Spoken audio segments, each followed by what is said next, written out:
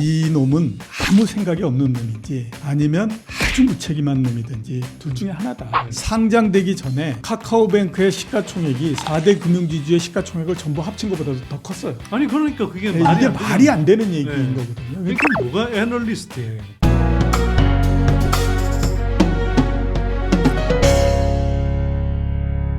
안녕하세요. 선대인경제연구소 선대인 소장입니다. 자, 오랜만에 이정우 센터장님 모셨습니다. 아유, 안녕하세요. 예, 잘 지내셨어요? 예, 진짜 오랜만이네요. 한 6개월 넘은 것 같은데. 6개월은 아니고요. 예. 지난해 한 3개월, 3, 4개월. 좀 추울 때였던 것 같은데. 네네. 그죠? 네. 겨울에 초입에 만났다가 이제 겨울이 끝나가는 것 같은데 날씨는 춥네요. 네, 그렇죠. 자, 센터장님 오늘 제가 좀 모신 이유는 뭐 거시경제 흐름도 사실 뭐 좀 복잡하고 여러 가지 궁금증이 있지만 그거보다는 주식 시장에서 왜 이렇게 뭐 유동성도 이제 꺼져가는데 이른바 신규 상장이 계속되는지 그리고 그러면서 제가 보기에는 계속 이렇게 뭐 공모가도 뭐 굉장히 비싸게 부풀려져서 상장하고 예. 그 다음에 잠깐 뭐 수급이 몰려서 조금 오른 듯 하다가 나중에 이제 주가 다 빠지고 거의 한 뭐 5, 6월 이후 상장했던 종목들은 대부분 그런 것 같아요. 예, 패턴이 예, 거의 뭐 8, 90%가 그런 패턴이던데 그럼 결국은 와 하면서 이렇게 뭐 언론에서 띄우니까 그때 들어간 개인 투자자들은 시간 지나면서 시름시름 다 물리고 뭐 예. 손해보고 이게 자연스럽게 생기는 현상이 아닌 것 같다는 생각이 저는 좀 들었어요. 그래서 그 이야기를 뭐 제 나름대로 분석한 게 있지만 그래도 저보다는 예, 정권업계에서 수십 년 짬밥을 드셨기 때문에 예, 센터장님께서 하시면 훨씬 더 좀 설득력 있지 않을까 그리고 더 디테일하게 아시지 않을까 싶어서 좀 모셨고요. 예. 자, 먼저 좀 여쭤보고 싶은 게 예. 신규 상장을 20년 정도 그러니까 이게 코로나 폭로하고 나서 그 이후로 이제 많이 했는데 보통 이제 장이 좋을 때 많이 한다고 그러잖아요. 그렇죠. 예. 장이 좋을 때 많이 해야 하는 이유는 뭔가요, 일단? 장이 좋을 때 하는 이유는 물 들어왔을 때 노젓는 거죠. 네. 그러니까 그렇기 때문에 하는 거거든요. 이렇게 생각해 보시면 됩니다. 상장할 때에 네. 관계자가 몇 명 있죠. 우선 이제 그 상장을 하려는 회사가 있을 거고. 상장사, 예, 상장 그다음에, 준비하는 예, 회사. 그다음에 이제 그 상장 회사를 상장시키려고 하는 증권회사가 있을 거고. 네. 그다음에 또 하나는 뭐냐면 상장을 해주는 증권거래소가 있을 거고. 네. 이렇게 되지 않습니까? 네. 그 세 개 모두 다가 이해관계가 딱 맞아 떨어진다. 이렇게 장이 얘기해 좋을 볼 수 때가. 있어요. 예, 그렇죠. 네. 일단 뭐 회사는 이왕이면 좀 시총을 잘 받고 그렇죠. 싶을 예, 때고. 그러니까 네. 주가가 좋을 때가 주가가 나쁠 때보다도 훨씬 더 비싸게 팔아먹을 수 있는 거죠. 그러니까 주가가 나쁠 때는 회사가 어떤 주식을 이제 팔아가지고 상장을 하겠다라고 하면 가뜩이나 시장도 안 좋기 때문에 이른바 이제 밸류에이션을 낮게 받을 수밖에 없는 그렇죠. 거죠. 평가를 낮게 받을 수밖에 없으니까 그거를 팔아먹는 데에 받을 수 있는 가격 자체가 낮아지는 거고요. 네. 그 대신에 주가가 좋게 되면 사람들은 굉장히 희망과 꿈을 많이 갖게 되잖아요. 네. 그렇게 되면 당연히 높은 가격이 된다고 하더라도 얼마든지 그 주식을 사주려고 하거든요. 네. 그렇게 되니까 상장을 하려고 하는 회사 입장에서는 가능한 한 조금이라도 더 비싸게 팔아먹고 싶으니까 이게 주가가 올라갈 때 그런 측면에서 상장을 빨리 하고 싶어 하는 그런 게 생기는 거고요. 네. 그다음에 이제 증권회사 입장에서 봤을 때도 주식시장이 안 좋을 때보다는 좋을 때가 훨씬 더 상장을 하기가 좋죠. 왜냐하면 들어와 있는 사람들도 많고 네. 그다음에 시장에 모여 있는 돈도 많기 때문에 네. 일정하게 어느 정도의 그 상장 기업들을 더 거기다 집어넣는다고 하더라도 네. 시장이 이걸 견딜 수가 있잖아요. 네. 그런데다가 또 비싼 가격에 상장을 시켜주면 수수료도 그만큼 많이 받을 수 있잖아요. 네. 그렇게 되니까 당연히 비쌀 때에 증권에서도 가능한 한 하려고 하는 거고. 네. 그다음에 이제 거래소 입장에서 봤을 때도 거래소 같은 경우는 계속해서 상장 회사를 더 늘리고 싶어 해요. 네. 네. 왜냐하면 그 규모가 크면 클수록 거래소의 힘이 더 세진다라고 생각하기 때문에 네. 계속 늘리려고 하는 거거든요. 네. 근데 거래소는 그런 욕구를 계속 갖고 있는데 시장이 안 좋게 되면 그거를 시장 내에서 흡수를 못 하잖아요. 네. 그러니까 그냥 그 주가가 조금이라도 좋을 때 네. 가능한 한 아무튼 큰 기업, 그다음에 또 뭐 많은 기업 네. 이거를 상장하자라고 네. 나오는 거죠. 네. 그렇기 때문에 주가가 좋을 때 계속해서 상장을 하게 되는 거고. 네. 그러니까 당연히 앞에서 말씀드렸던 것처럼 물 들어올 때 노졌자라고 해서 모두 다가 지금 나오니까 그냥 그렇게 돼버리는 네. 거죠. 근데 이게 뭐 좋은 회사를 사실 상장해서 이렇게 대중들이 공개적으로 거래할 수 있는 건 좋고 사실 그게 이제 주식회사 제도의 굉장히 큰 강점이고 예. 어쩌면 자본주의를 굉장히 활성화해온 어떤 뭐 주요 뭐 메커니즘 중에 하나 아니겠어요? 예, 그렇죠. 자, 그건 좋은데 한편으로는 시장이 좋을 때 거기에 대해서 너무 뻥튀기를 많이 한다는 느낌이 사실 들거든요. 예, 그렇죠. 그러니까 코로나 폭락 이후의 유동성 장세에서 특히나 그런 현상이 많이 발생했는데 역대급이라는 수식어가 계속 새롭게 갱신이 됐어요. 예, 그렇죠. 제 기억에는. 그래서 뭐 20년에만 하더라도 제가 기억하는 건 뭐 SK 쪽 같은 SK 바이오팜 뭐 그 이후에는 SK 바이오 사이언스도 있고 지난해 뭐 SK IET 또 뭐 카카오에서 뭐 카카오 예, 뱅크도 있었고 카카오페이 뭐 올해도 지금 뭐 한 몇 개가 계속 올라오더라고요. 뭐 카카오 엔터테인먼트라는 예. 것도 있고 모빌리티도 있고 크래프톤 같은 회사 등등 하더니 이번에는 LG 엔솔 거의 LG 엔솔은 핵폭탄이어서 그렇죠. 안 그래도 장이 빠지는데 수급이 막 꼬여 있는데 거기에 진짜 거의 핵폭탄을 터뜨려 버린 것 같은 그런 모습을 이제 보여주는데 두 가지 크게 제가 보기엔 좀 두 가지 문제가 있는 것 같더라고요. 하나는 자 상장하는 것 유동성이 풍부하니까 가능한 밸류에이션 많이 받아서 하는 것까지는 그래도 이해를 하는데 이건 너무 뻥튀기가 된다라는 예. 생각이 들고 두 번째가 이제 그렇게 해서 수급을 빨아들이기 때문에 이 종목과 상관없는 투자자들도 수급 이슈 때문에 간접적으로 피해를 받는 거. 먼저 좀 여쭤보고 싶은 게 이렇게까지 공모가가 부풀려지는 시스템이 왜 생기는 건가요? LG 엔솔 때를 보면 우리가 알 수가 있죠. 그때 왜 그 기관 투자자 가격 결정 네. 그 받았을 때에 들어간 돈이 뭐 경단위였다라고 얘기를 하잖아요. 그래가지고 뭐 가장 높은 가격에 만들어지고 뭐 이런 네. 형태가 네. 되지 않았습니까? 네. 그러니까 그게 어떻게 생각하면 그 동안에 이제 그 가격 결정 그 부분들에서 모순이 생겼기 때문이다 이런 생각이 들거든요. 네. 제일 처음에 아주 옛날에는 가격 결정을 어떻게 했었냐 하면요. 그 회사하고 그다음에 공모를 주관하는 증권회사하고 네. 사이에 그냥 가격 이렇게 결정을 해가지고 그거를 그냥 그 가격으로 그 결정을 하는 형태였어요. 그러니까 네, 뭐 네. A라는 회사하고 B라고 하는 증권회사가 그러면 이거를 얼마에 합시다라고 하면 하는 거였죠. 네. 근데 그렇게 하다 보니까 이게 문제가 굉장히 많이 생기는 거죠. 왜냐하면 둘 다가 가격을 높게 해주면 좋은 거니까 가격을 무조건 높게 하려고 그러잖아요. 그래서 그거를 막기 위해서 과거에 어떤 형태를 했었냐면 상장을 하고 한 달 내지 두 달 동안 공모가 가격보다도 밑으로 떨어지게 되면 네. 그게 떨어지지 못하도록 가격을 유지하는 그 의무를 증권회사에다 줬어요. 주관사에. 네, 주관사에다. 그러니까 주관사 입장에서는 이걸 너무 높게 하게 되면 엄청나게 많은 돈이 거기에 들어가게 되는 거죠. 그래서 이제 그렇게 해서 했었는데 이게 시장 가격이 결정되는 것에서 조금 뭔가 문제가 있는 것 같다라고 생각을 해서 그 다음에 어떻게 했냐면 지금처럼 이제 기관 투자자가 먼저 가격을 결정하는데 모이게 하고 이렇게 하는 걸로 했거든요. 네. 근데 그게 이제 가장 결정적으로 그 잘못된 모양을 보인 게 이제 LG 엔솔 이런 부분들이었죠. 기관 투자자 같은 경우에는 청약을 할 때에 네. 증거금을 거의 안 내거나 증거금을 약간만 내거든요. 네. 그러면 야 내가 갖고 있는 돈만으로 따지면 한 10,000주 정도를 받을 수 있어. 근데 야 기왕 이렇게 된 거 우리 한 10,000만 주 정도 써내면 10,000주 써내는 것보다 10,000만 주 써내는 게 훨씬 더 많이 받을 수 있지 않아? 이렇게 되는 거죠. 네. 어차피 뭐 거기에다가 뭐 증거금 거는 것도 아니고 그렇게 하다 보니까 그게 다 모여서 뭐 몇 경 이렇게 되는 거잖아요. 네. 그러면 어떻게 하겠습니까? 기관 투자자 입장에서는 우리 10,000주만 받더라도 이게 공모가 5만 원에 더블돼서 10만 원만 된다고 하더라도 차액 5만 원에 10,000주면 그래도 우리 뭐 한 5억은 버는구나 이렇게 되니까 막 집어넣는 형태가 된 거거든요. 네. 그게 이제 공모가 그렇게 해서 이번 이제 LG 엔솔에서 가장 대표적인 형태로서 나타난 거잖아요. 네. 그러니까 가격이 그렇게 크게 올라간 이유가 과거에는 이렇게 하면 합리적일 것 같다라고 해서 바꿨던 그 정책 자체가 네. 2020년도에 공모가 하면서 너무 많은 돈이 몰려가지고 공모라고 하는 것이 굉장히 인기를 모으면서 그 제도 자체가 모순을 보이기 시작을 한 거죠. 네. 그러면서 굉장히 가격이 올라가 버리는 그런 형태가 된 게 하나 있고요. 두 번째는 이제 앞에서 말씀드렸던 것처럼 이해 관계자들의 서로의 니드가 맞아 떨어져 버린 그런 형태가 됐다라고 봐야 되죠. 각각 어떤 이해관계가 있는 거예요? 공모를 하려고 하는 회사 입장에서는 가격을 어떻게 하든지 많이 받아야 되잖아요.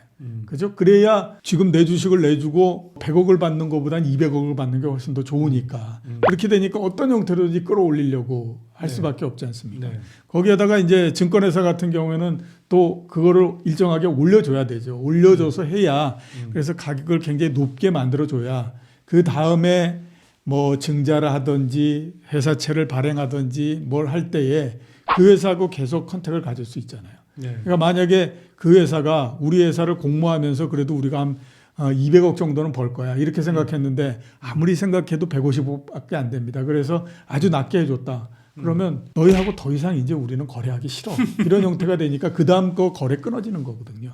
이렇게 되기 때문에 그러는 거예요. 그래서 그런 이해관계도 또 맞아 들어가는 거고 그렇게 돼서 가격이 계속해서 올라가면서 지금이 된 거고 가장 근본적으로 가격이 올라갈 수 있었던 토대가 만들어졌던 거죠.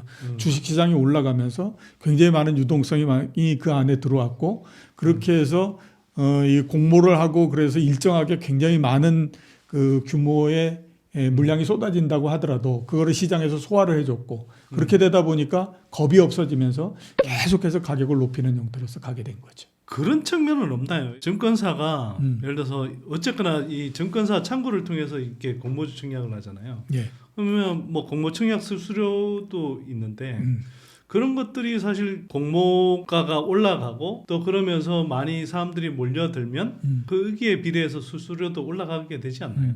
수수료도 올라가고요. 네. 그다음에 청약 비율이 굉장히 높아지면 네. 왜 공모가 딱 끝난 다음에 그 다음 날로 그 돈을 돌려주는 건 아니잖아요. 네. 네. 며칠 동안 갖고 있잖아요. 네. 그러면 그에 따라서 생기는 금융 이자 이 부분도 상당히 어느 정도 되는 거거든요. 아, 그 기간 예, 동안. 그렇죠. 그러니까 LG 엔솔 같은 경우는 워낙 규모가 컸으니까. 그렇죠. 워낙 그것도 규모가 컸기 때문에 상당한 네. 액수였다라고 액수가 됐을 거다라고 봐야 되는 거죠. 그 공모 수수료는 그렇게 많이 수익이 되는 건가요?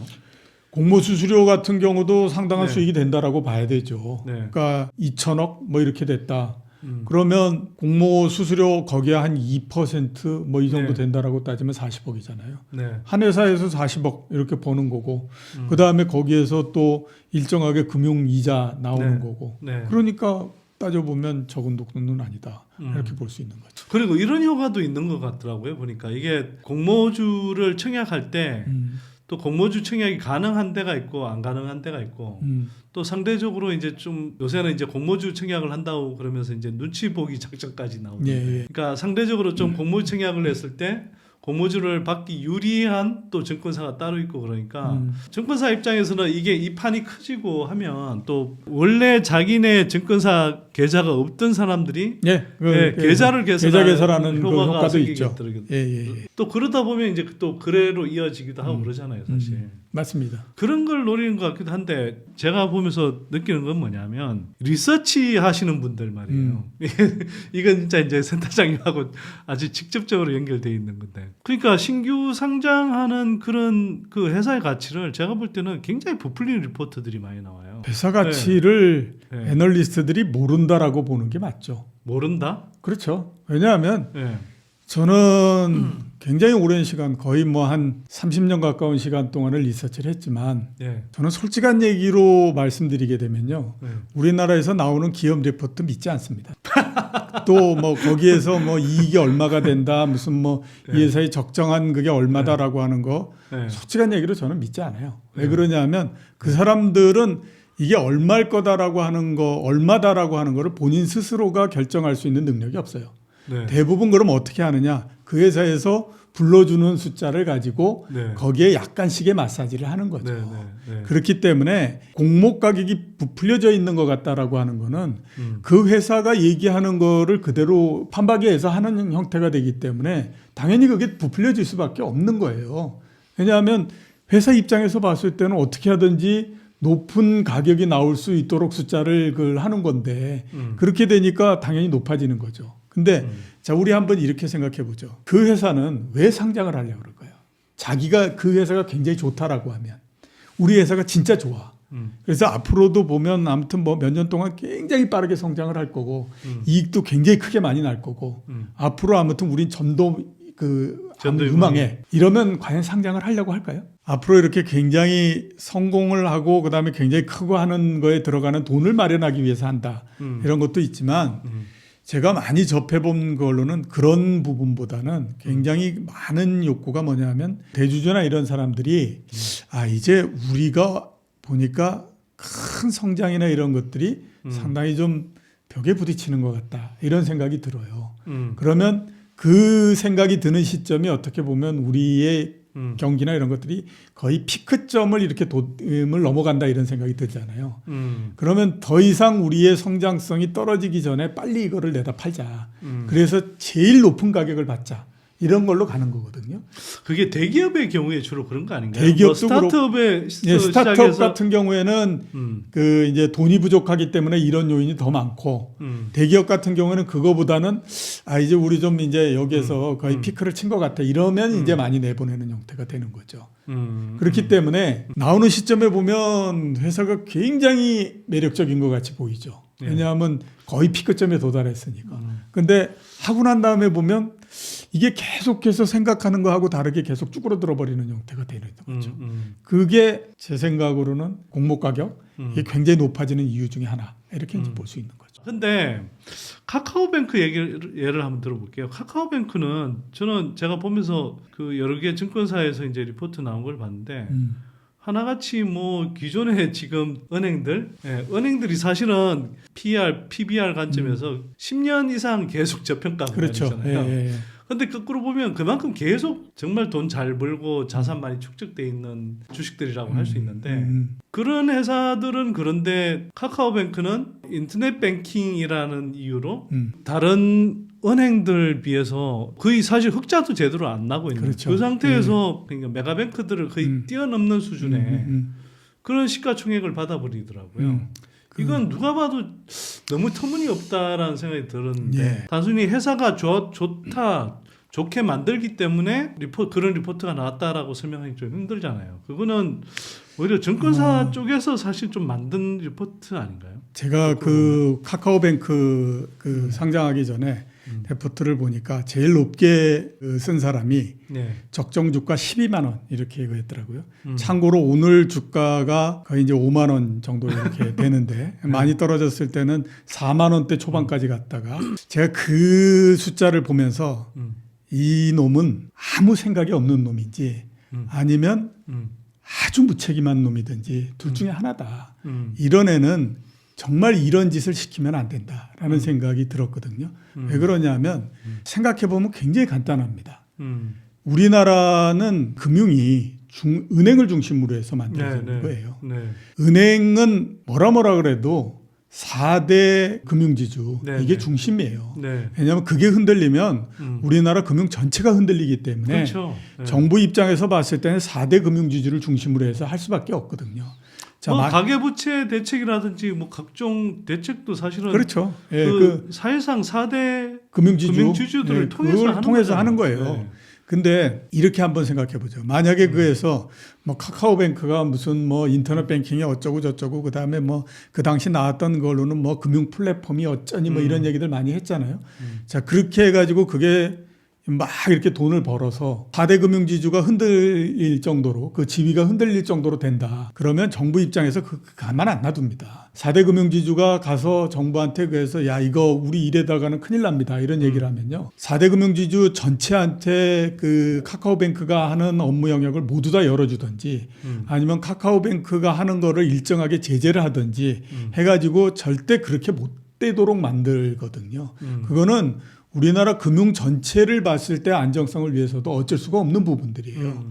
그런데 그런 거에 대한 그림이나 이런 것들은 하나도 생각하지 않고 그냥 뭐 굉장히 뻥튀기 하는 거죠. 계속 금융 플랫폼이 어쩌고 저쩌고 뭐 이러면서 그래서 뭐 KB 금융지주보다도 시가총액이 더 크고 어쩌고 이러면서 가잖아요. 상장되기 전에 카카오뱅크의 시가총액이 4대 금융지주의 시가총액을 전부 합친 것보다도 더 컸어요.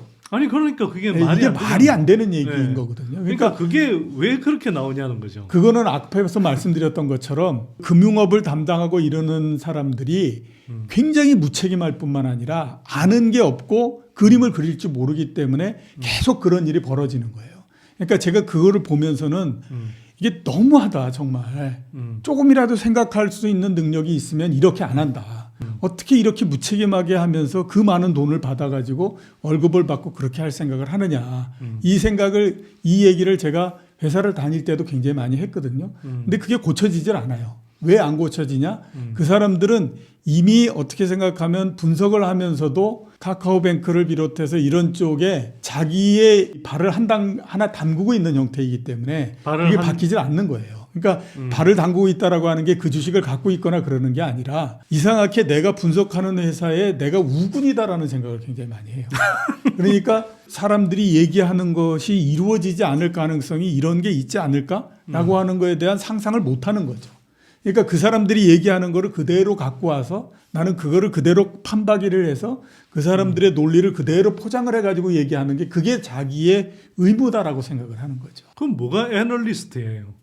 그러니까 제가 계속 애널리스트라는 거 분석을 해야 되는데 제가 계속 얘기하는 게 애널리스트라고 얘기할 수 있는 사람들이 한국에 과연 몇 명이나 되겠느냐. 저는 거의 10손가락 안에 꼽을 수 있을 정도 그 정도밖에 안 된다라고 저는 생각을 해요. 제가 회사 다닐 때 이런 얘기를 너무 많이 해서 그런지 애널리스트들이 저를 굉장히 싫어하더라고요. 오늘 이 방송 이후로 비호감도가 더 높아지는. 아니 워낙 높은 비호감도기 때문에 더 높아진다고 해봐야 별로 의미도 없습니다. 아니 근데 또 이런 솔직한 이야기를 어찌 보면 일반 국민들 대중들은 더 좋아할 거니까요.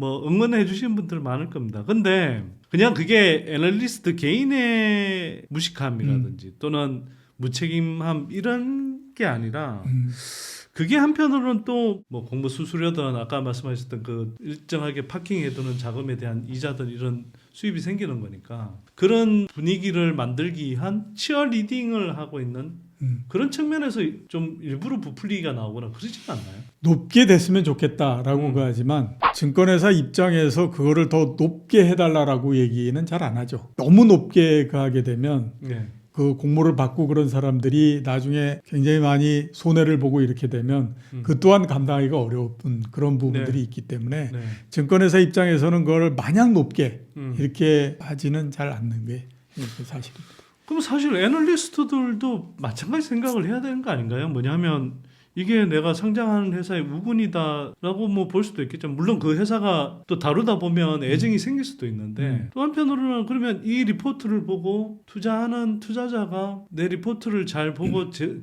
이 회사에 대해서 적절한 어떤 판단을 해서 적절한 수준의 수익을 내도록 하는 거 그게 오히려 더 중요한 거 아닌가 싶은데. 그러니까 아까 제가 말씀드렸잖아요. 그거는 본인 스스로가 이 회사나 이런 거에 대해서 이 회사는 이런 정도인 것 같아라고 하는 판단력을 갖고 있으면 그게 되는데 그게 아니라 그런 거를 갖고 있는 사람이 거의 없기 때문에 원데이터, 그러니까 소스 데이터나 이 회사가 어떤 지금 상태고 이런 것들에 대해서 거의 전적으로 그 상장하는 회사에 의존할 수밖에 없기 때문에 그거를 그대로 가져다가 약간의 포장을 할 수밖에 없는 그런 형태가 되거든요. 왜냐하면 포장을 하면서 그 이상을 할 수 있는 능력이 별로 없어요.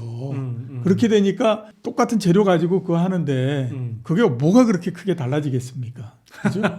증권회사 입장에서는 애널리스트가 그렇게 해서 요 가격이 만들어졌다. 만약에 9만 원이다 이렇게 가면 야 우리 영업해야 되니까 그걸 한 10만 원 정도로 올려주면 어떻겠어? 이렇게 얘기는 잘 안 한다고 하는 거죠. 저희 연구소도 가끔씩 이제 기업 탐방을 해보기도 하고 가끔 이제 또 컨퍼런스 콜을 해보기도 하는데 최근에 어떤 2차 전지 장비주 쪽의 회사 하나를 큰 콜을 했어요. 나름 성장성도 있어 보이고 괜찮긴 했는데 그렇다고 막 되게 아주 매력적이다 이런 판단은 사실 안 들었거든요. 약점 중에 하나는 일단 고객사를 다변화하기가 힘들더라고요. 그 회사가. 또 하나는 이 회사가 이제 양극재 쪽에 어떤 장비를 그동안 공급하고 있었는데 이제는 음극재 고객사가 생겼다. 그래서 이쪽이 수익성이 올라갈 거다. 이렇게 이제 이야기하는 리포트가 나왔는데 사실 저희가 큰 콜을 할 때 들은 이야기는 정반대였거든요. 오히려 음극재 쪽 장비는 이게 자기네들이 국산화가 충분히 안 돼서 해외 자회사가 있는데 도움을 받아야 되기 때문에 자기네들이 실제로 남길 수 있는 마진 폭이 작다는 거예요. 근데 그 리포트에서 봤던 추정이나 매출은 비슷했는데 근데 영업이익은 사실은 그 회사가 오히려 그보다 되게 보수적으로 이야기했는데 그 리포트의 숫자는 아까 이야기한 것처럼 오히려 마진 폭이 많이 커진다고 그러면서 좋다고. 영업이익을 더 키워놓은 거예요. 컨퍼런스 콜을 하고 나서 바로 그 다음 날인가 다다음 날 나온 내용이어서 예. 너무 이게 저희가 이렇게 생각했던 거랑 다르더라고요. 회사하고의 관계를 보다 더 좋게 만들기 위해서 거나 아니면 진짜로 아는 게 없어가지고 네. 들은 거를 잘못 해석했거나 뭐 이런 거겠죠. 근데 이런 것도 있는 것 같아요. 저희는 사실 제가 사실 하면 뭐 저희 스터디 같이 하는 멤버들하고 해서 막 돌아가면서 질문을 하다 보니까 뭐 어떨 때는 1시간 반, 2시간씩 예. 진행하기도 하거든요. 그리고 아무리 한 사람이 아니고 여러 사람이 다양한 각도에서 묻다 보니 되게 어쨌거나 종합적으로 묻게 되고 그래서 저희가 어떨 때는 막 뭐 IR 담당자나 이런 사람들이 굉장히 디테일하게 하여튼 들어온다고 뭐 그런 이야기들을 그렇죠. 많이 해요. 근데 거꾸로 제가 이제 뭐 그 들은 이야기들 중에 하나는 애널리스트들이 특히 이제 좀 뭐 이렇게 스몰 캡들 같은 경우 있잖아요. 직접 탐방도 안 온대요.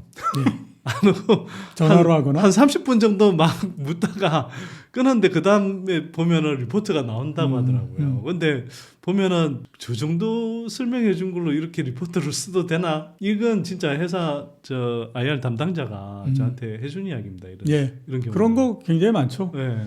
몇 가지 유형이 있는데 하나는 갈 때 그러니까 어느 날 보면 네. 똑같은 회사의 레포트가 몇 군데 회사에 몇 군데 증권회사에서 나오는 경우가 있어요. 네.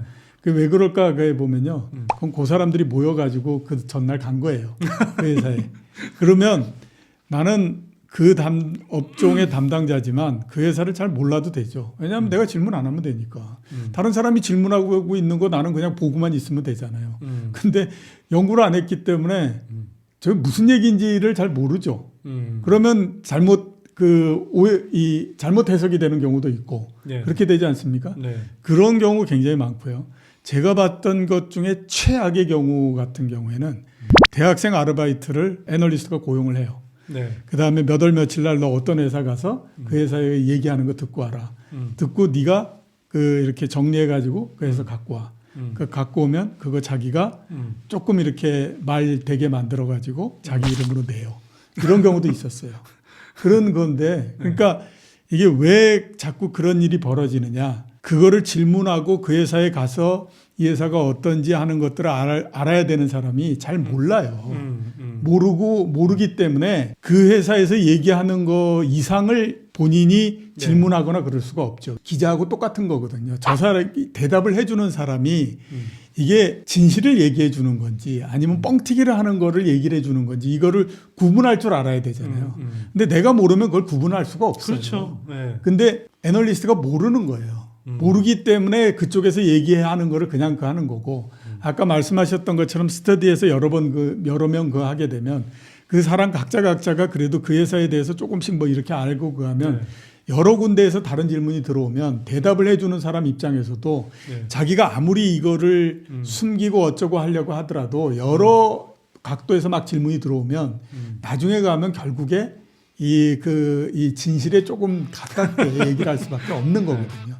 그게 보면 능력인 거예요. 근데 그 능력이 안 되면 결국 저쪽에서 얘기하고 있는 거를 그대로 받아서 해석을 해주는 거 외에는 할 수 있는 게 없어져요. 근데 많은 경우가 그렇다라고 하는 거죠.